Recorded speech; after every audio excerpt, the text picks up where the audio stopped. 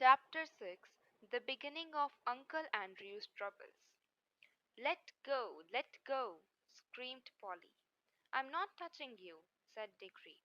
Then their heads came out of the pool, and once more the sunny quietness of the wood between the worlds was all about them. And it seemed richer and warmer and more peaceful than ever after the staleness and ruin of the place they had just left.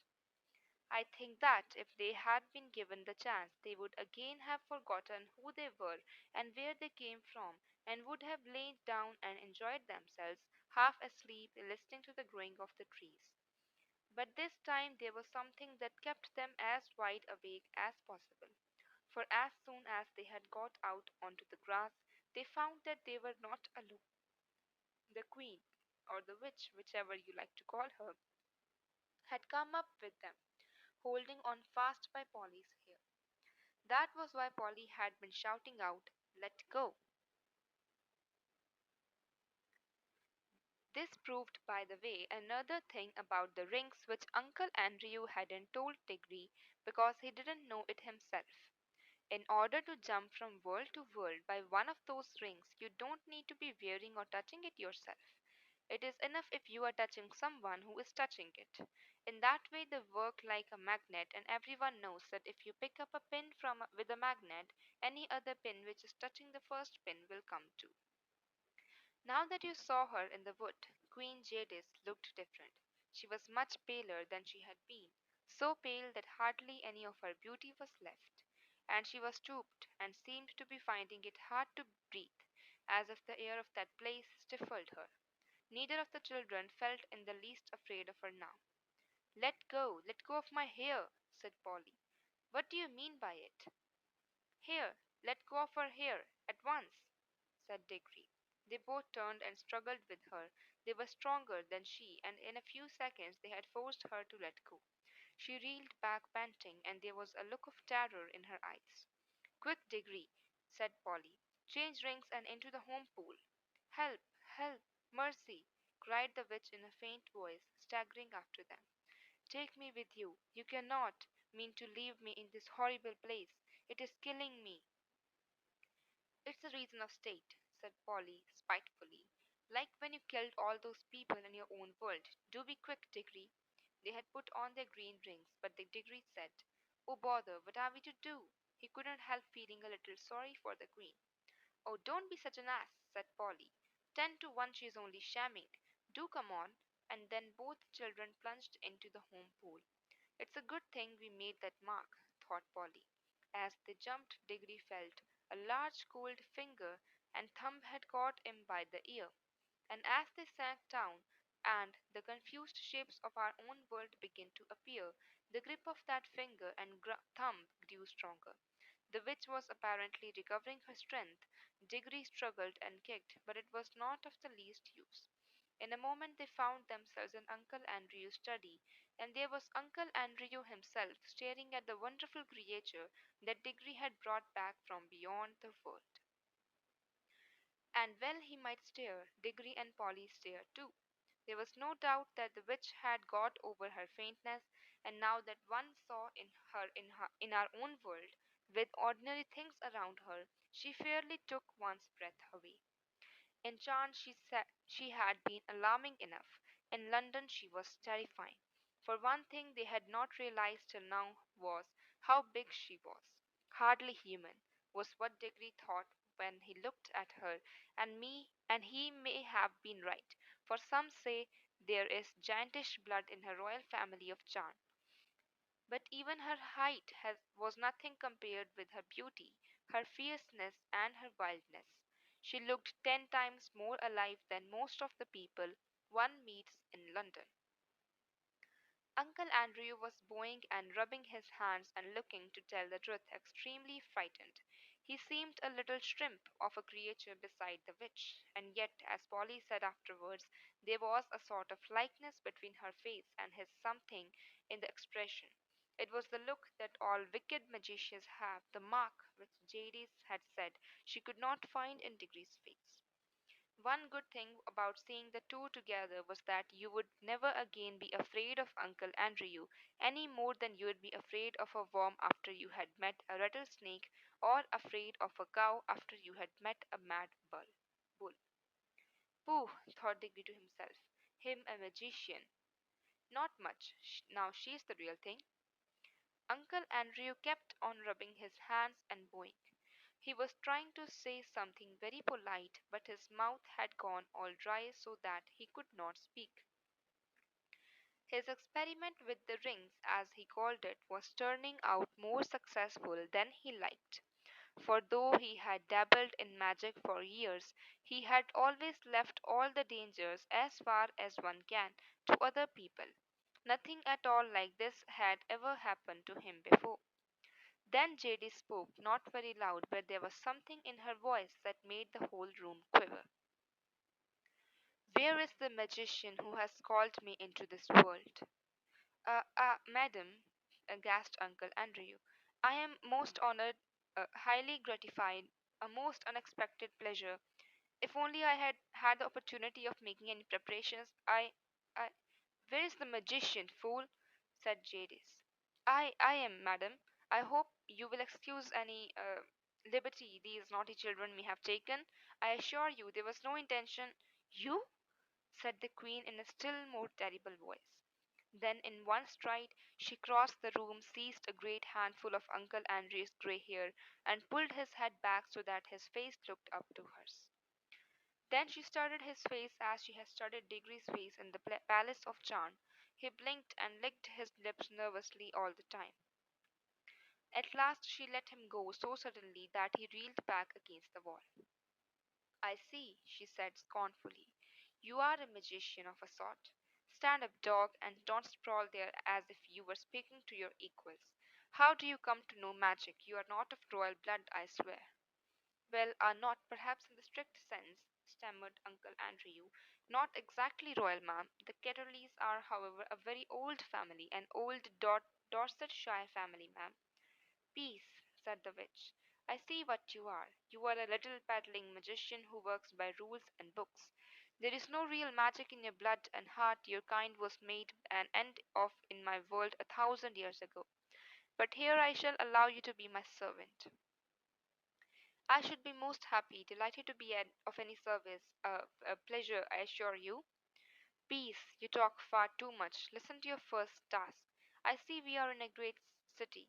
Procure for me at once a chariot or a flying carpet or a well trained dragon, or whatever is used for royal and noble persons in your land.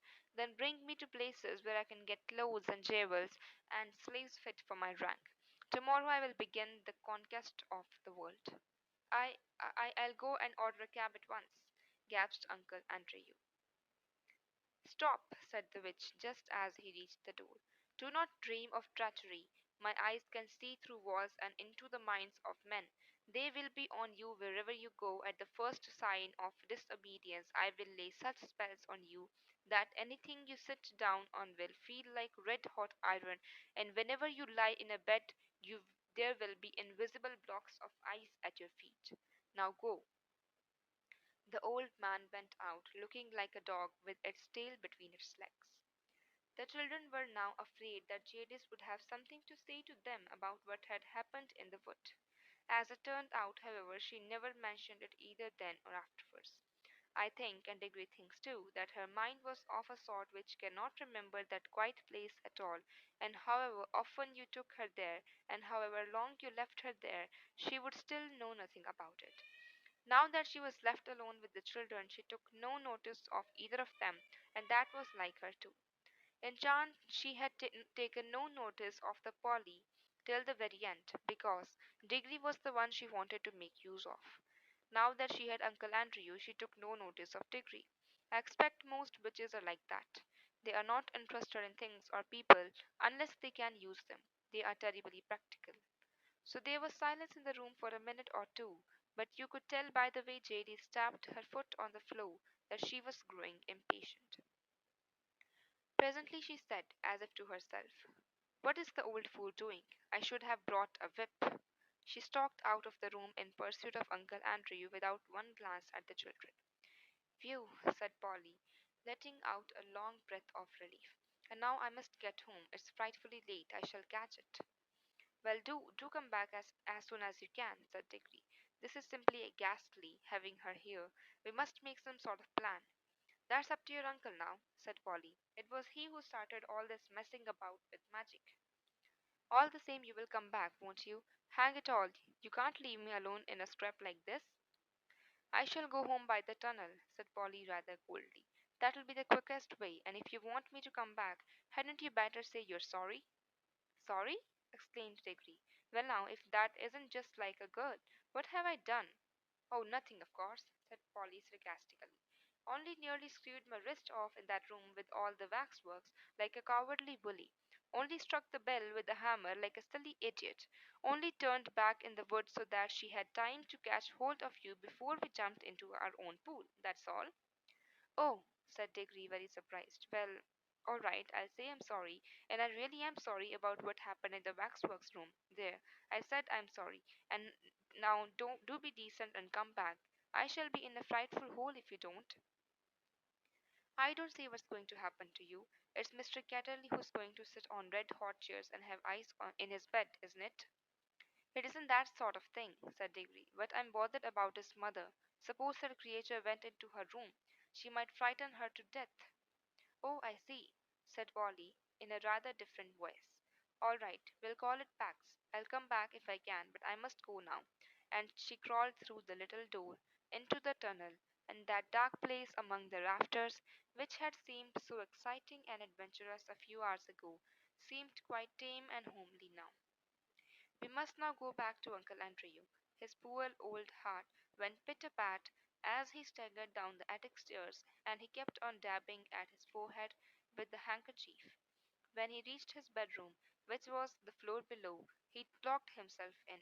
And the very first thing he did was to grope in his wardrobe for a bottle and a wine glass, which he always kept hidden there where Aunt Letty, could not find them. He poured himself out a glassful of some nasty grown up drink and drank it off at one gulp. Then he drew a long, deep breath. Upon my word, he said to himself, I'm dreadfully shaken, most upsetting, and at my time of life. He poured out a second glass and drank it too. Then he began to change his clothes. You have never seen such clothes, but I can remember them. He put on a very high, shiny, stiff collar of the sort that made you hold your chin up all the time. He put on a white waistcoat with a pattern on it and arranged his gold watch chain across the front. He put on his best frock coat, the one he kept for weddings and funerals. He got out his best tall hat and polished it up. There was a vase of flowers put there by Aunt Letty on his dressing table. He took one and put it in his buttonhole. He took a clean handkerchief, a lovely one, such as couldn't buy today, out of the little left-hand drawer and put a few drops of scent on it. He took his eyeglass with a thick black ribbon and screwed it into his eye. Then he looked at himself in the mirror. Children have one kind of silliness, as you know, and grown-ups have another kind. At this moment, Uncle Andrew was beginning to be silly in a very grown up way. Now that the witch was no longer in the same room with him, he was quickly forgetting how she had frightened him and thinking more and more of her wonderful beauty. He kept on saying to himself, a damn fine woman, sir, a damn fine woman, a superb creature. He had also somehow managed to forget that it was the children who had got hold of the superb creature. He felt as if he himself, by his magic, had called her out of the unknown worlds.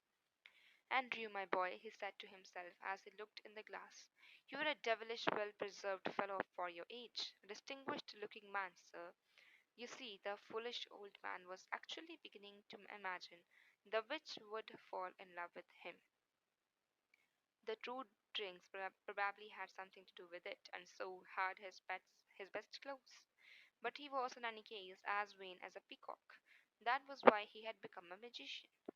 He unlocked the door, went downstairs, sent the housemaid out to fetch a hansom. Everyone had lots of servants in those days, and looked into the drawing room. There, as he expected, he found Aunt Letty. She was busily mending a mattress. It lay on the floor near the window, and she was kneeling on it. Ah, Letty, dear, my dear, and Uncle Andrew said. Ah, I have to go out. Just lend me £5 or so. There's a good gel. Gel was the way he pronounced good. No, Andrew dear, said Aunt Letty in her firm, quiet voice without looking up from her work. I've told you times without number that I will not lend you money. Now pray don't be troublesome, my dear girl, and said Uncle Andrew. It's most important. You will put me in a deucedly awkward position if you don't. Andrew, said Aunt Letty, looking him straight in the face, I wonder you are not ashamed to ask me for money. There was a long, dull story of a grown up kind behind these words. All you need to know about it is that Uncle Andrew was with managing dear Letty's business matters for her, and never doing any work and running up large bills of brandy and cigars which Aunt Letty had paid again and again had made her a good deal poorer than she had been 30 years ago. My dear girl, said Uncle Andrew, you don't understand. I shall have some quite unexpected expenses today. I have to do a little entertaining. Come now, don't be tiresome. And who, pray, are you going to entertain, Andrew? Asked Aunt Letty. A most distinguished visitor has just arrived. Distinguished fiddlestick, said Aunt Letty. There hasn't been a ring at the hell for the last hour. At that moment the door was suddenly flung open.